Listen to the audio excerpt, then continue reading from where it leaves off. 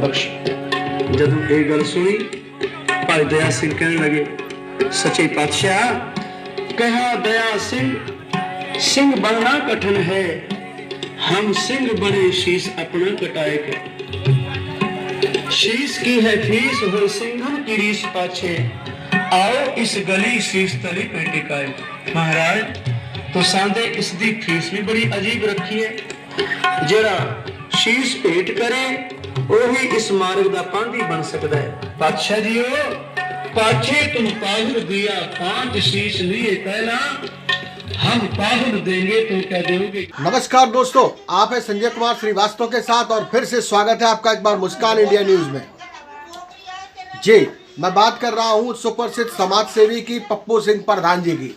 यहाँ सिकली घर सिख समाज के वेलफेयर के एसोसिएशन के प्रधान हैं जो हमारे पप्पू प्रधान जी, और समय समय पे वक्त वक्त पर गरीबों की या फिर असहाय लोगों की मदद किया करते हैं। मैं बता दूं कल की 28 तारीख की योजना और प्रोग्राम था काफ़ी तगड़ा। गीता स्कूल पे, सुल्तानपुरी के गीता स्कूल पे, जहाँ पे काफ़ी कपड़े वगैरह कंबल वगैरह वितरण किए गए।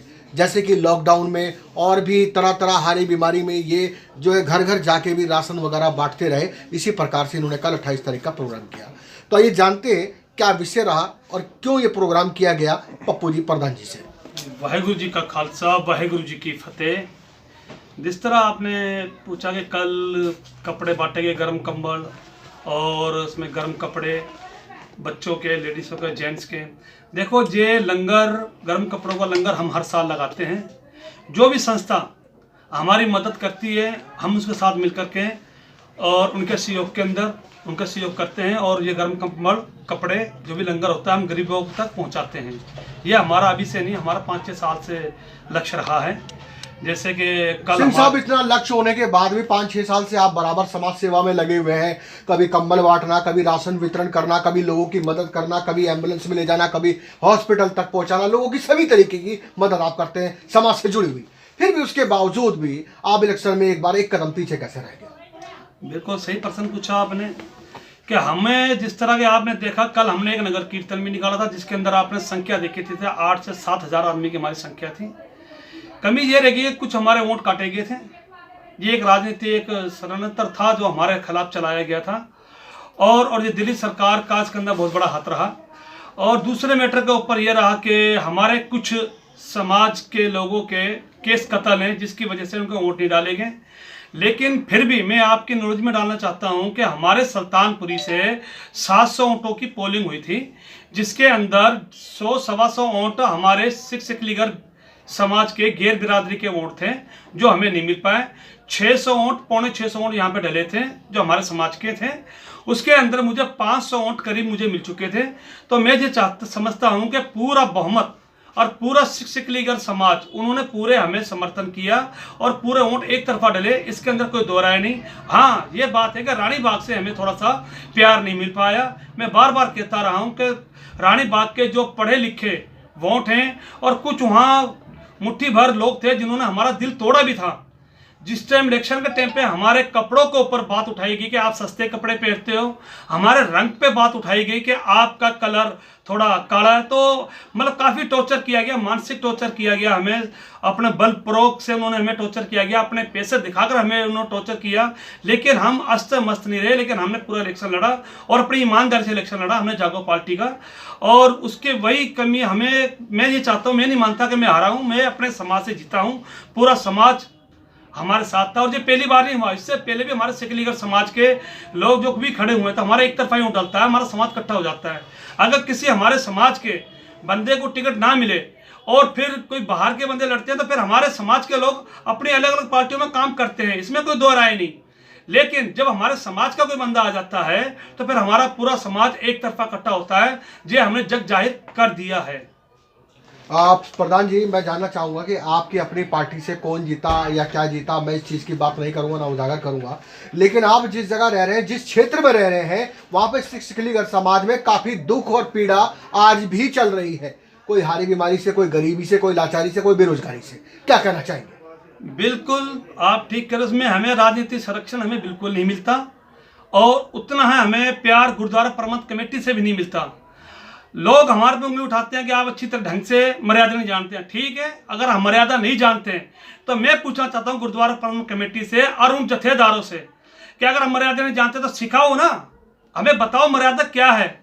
गुरु घर की मर्यादा लगाओ ना। गुरुद्वारा प्रबंधन कमेटी से हमारी गुहार है, जहाँ धर्म प्रचार कमेटी के लोग भेजे जाएं और हमें सिखाएं। जो बच्चे हमारे नहीं जानते, धर्म प्रचार कमेटी आकर अपना काम करें तो सिखाएं, लेकिन वो नहीं करेंगे। वो जानते हैं, वो सिर्फ हमें एक टॉर्चर और एक हम पे उंगली उठाना जानते हैं, खाली सिर्फ बस। और हमें वो गरीबी रेखा में देखना चाहते हैं। वो नहीं चाहते कि सिकलीगढ़ समाज का स्टैंडर्ड ऊंचा हो। लेकिन अब सिकलीगढ़ समाज के लोग जाग गए हैं और हम अपना अपना बुरा भला समझना जानते हैं और हम अपने भविष्य के लिए आगे क्या करेंगे, क्या नहीं करेंगे, किस पार्टी की सपोर्ट करेंगे, किस गुरुद्वारा कमेटी के अंदर किसको हमें आगे लाना चाहिए, जब हमारा समाज अच्छी तरह से जानता है। यही अगर कुछ कमी में है, मान लो हमारे बाल केस कटे हैं, कत्ल है हमारे कुछ लोगों के, तो क्या ये गुरुद्वारा प्रबंधन कमेटी की जिम्मेदारी नहीं बनती? यहाँ पर आकर उन्होंने कभी सार संभाल ली है या किसी गुरुद्वारे में आकर उन्होंने पूछा है आपको क्या जरूरत है, क्या कमी है? हमारे माता बहनें जिस तरह बाहर बर्तन मांजने के लिए जाती हैं, क्या उनके लिए नौकरी नहीं है? गुरुद्वारा प्रबंधन कमेटी के अंदर काफ़ी गुरुद्वारे हैं, काफ़ी स्कूलें हैं, काफ़ी कॉलेज है हमारे गुरुद्वारा प्रबंधन कमेटी की। एक हमारे एक ITI थी जो मंगोलपुरी में थे, वो भी बंद करवा देगी। क्या सिकलीगढ़ समाज के साथ ये खिलवाड़ नहीं था? क्या जो हमारा भविष्य अंधेरे में डालने का गुरुद्वारा प्रबंधन कमेटी का ये पूरा संतरता नहीं था? इसीलिए हमें इलेक्शन के अंदर उतरना पड़ा, ताकि हम उतरें, ताकि हम अगर हम ये सीट निकाल सकते तो ताकि हम अपने समाज का भला कर सकते हैं। हमारे गुरु गोविंद सिंह महाराज ने जब 5 प्यारों का स्थापना की तो उन्होंने किसी के अंदर भेदभाव नहीं रखा। लेकिन कुछ सिख, मुट्ठी भर सिख जो हमारे से भेदभाव रखते हैं, ये मैं अपनी आवाज़ वहाँ तक पहुँचाना चाहता हूँ। तो गुरु महाराज आपको कभी भी माफ़ नहीं करेगा। हम जिस तरह भी हैं, अपने गुरुद्वारे, अपने घर और अपने गुरुमती अपने संभाले, हम अपने उड़े और जुड़े का ख्याल अच्छी तरह से रख सकते हैं और हम वो संभाले बैठे हैं। खाली दिल्ली में नहीं, हमारा सिख सिकलीगढ़ समाज पंजाब में, हरियाणा में, हिंदुस्तान के अंदर 4% है। तो सिख समाज से मैं ये पूछना चाहता हूँ, आप अपने आप को 2% बताते हो, तो क्यों बताते हो 2%? 4% हम सिकलीगढ़ समाज हैं। इसमें हमारे माननीय प्रधान मंजीत सिंह जीके जी ने भी इस अपने सन 2016 के अंदर एक प्रोग्राम हुआ था गुरु लाधोरे रकाबगंज गुरुद्वारे में। उन्होंने ये पीच दी थी कि सिकलीगढ़ समाज, बंजारा समाज, लबाना समाज को अगर सिक्खी के साथ जोड़ा जाए और अपने साथ उनको गिनती की जाए तो हमारी गिनती 11 से 12% होती है। लेकिन फिर भी सिख लीडर खड़े होकर के स्टेटों के ऊपर ये बताते हैं कि भाई 2%, तो इसका मतलब आप हमें सिख नहीं मानते? हमने इस चुनाव में उतर के देखा है कि हाँ ये सच है कि जो पढ़े लिखे वोटर हैं वो हमें सिख नहीं मानते। वैसा ना माने, हम उनको, वो हमारे बड़े भाई हैं, हम उनके छोटे भाई हैं। कभी ना कभी हमारी आवाज़ उनके दिल तक पहुंचेगी और हम जिस तरह अपने गुरुमती से जुड़े हुए हैं, शायद यही चीज़ उनके दिल के अंदर हमारे लिए प्यार जगाएगी। ये हमारी पूरी उम्मीद है। दर्शकों, मैं यहाँ आपसे कह देना चाहता हूँ, ये पप्पू सिंह जी प्रधान हमारे सामने बैठे हुए हैं, लोगों के लिए गुणवत्ता सुप्रसिद्ध समाज से भी, मैं बता दूं हारने के बाद भी आज पब्लिक के ऊपर बराबर ध्यान दे रहे हैं। मैं कल 28 तारीख की बात कर रहा हूँ, इन्होंने काफ़ी कपड़े और जो है काफ़ी लत्ते, कंबल वगैरह वितरण किया है और भी वगैरह समाज की सभी गतिविधियों पर ध्यान देते हैं और सभी गतिविधियों से जुड़े रहते हैं। और इसके बावजूद भी अगर कोई ये कह दे कि अनपढ़ है या फिर काला है या फिर गोरा है या फिर गरीब है या कपड़े फटे हुए या बेरंगे कपड़े, तो ये बड़े दुख की बात है, क्योंकि ये समाज सेवी सिर्फ समाज सेवी से मतलब रखता है, ना कि अपनी राजनीति, ना ही ये खुद कहता है कि मैं खुद हीरो हूं। तो पप्पू जी, मैं कहना चाहूंगा समाज से जुड़ी हुई बातें एक तरफ है और जो है 30 त्यौहार भी सभी एक साथ लगे हुए हैं। पिछला जो हमारा साल गया, वर्ष गया, बड़ा दुखमय और बड़ा दर्द भर गया। पूरा वर्ल्ड, पूरा देश परेशान था कोरोना काल के कारण।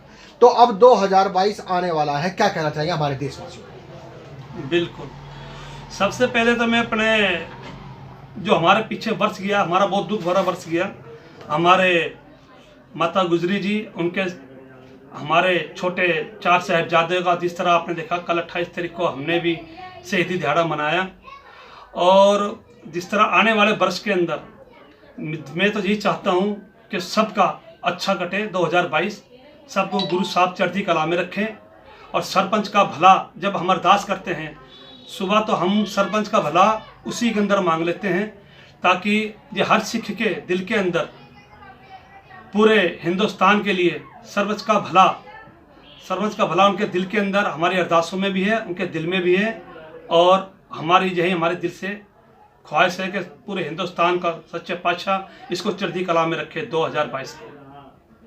बहुत बहुत धन्यवाद पप्पू जी। और दर्शकों हमारे साथ जुड़े रहिए, हम फिर आपको समाज सेवी से जुड़े हुए दिखाते रहेंगे जहाँ की ये सुल्तानपुरी से नेता नहीं बन पाए। बड़े दुख की बात है पप्पू जी के लिए, लेकिन जो है पब्लिक के अंदर आज भी पप्पू जी के लिए बहुत प्यार है। तो जुड़े रहिए हमारे साथ। संजय कुमार श्रीवास्तव, मुस्कान इंडिया न्यूज। और आपकी न्यूज के हिसाब से जिस तरह मैंने अपनी पीढ़ा बताई कि जिस तरह हमारे पे बात उठाते हैं, लेकिन पहली बार किसी पार्टी ने हमें टिकट दे करके, माननीय प्रधान मंजीत सिंह जीके जी ने सिकलीगढ़ समाज को टिकट दे करके जो उनको मान सम्मान बख्शा, हम अपने समाज की तरफ से उनका बहुत धन्यवाद करते हैं, कोटि कोटि उनको प्रणाम करते हैं कि उन्होंने सिकलीगढ़ समाज का स्टैंड उठाने के लिए जो भी बन सका उन्होंने किया। और ऐसे प्रधान के साथ हम आगे भी काम करना चाहेंगे और आगे भी सिकलीगढ़ समाज उनके साथ जुड़ा है और जुड़ा रहेगा जागो पार्टी के साथ। बहुत बहुत बढ़िया पप्पू जी। तो हम फिर मुलाकात करेंगे, जब तक के लिए आज्ञा दीजिए। नमस्कार। संजय कुमार श्रीवास्तव, दिल्ली।